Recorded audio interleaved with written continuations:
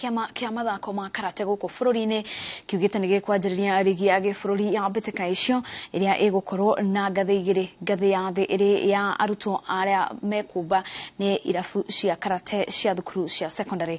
Makĩaria mbĩtĩka-inĩ cia mathako macio ma karate gĩtarũ kĩa ithũĩro rĩa bũrũri magũthura timu ĩrĩa ĩkũrũgamĩrĩra gĩtarũ kĩa mathako mathako-inĩ ma gĩbũrũri marĩa magathondeka timu ya kũmarũgamĩrĩra bũrũri mbĩtĩka-inĩ cia bũrũri-inĩ wa Misiri.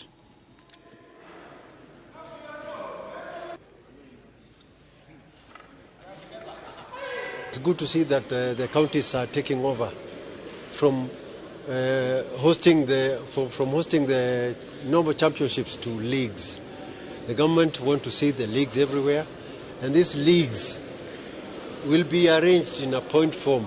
Tujakuwa na league, tumekuwa tukicheza tu open championship kama intercounties, but now we want to come with another proposal yenye imekuja sasa hii WKF wametoa ya kucheza leagues. Kwa sababu league inapata wachezaji wanapata ile opportunity kucheza kila mara. Hizi championship inachukua muda to organize. But league utapata after 2 months we have a tournament. After 2 months tunacheza league. So players at least wanakuwa na hiyo uzoefu ya kucheza. Wamesinda hapa tunawaprepare ili waende wacheze national game, ndio wapate ndio waone kama wanaweza pata kucheza kwa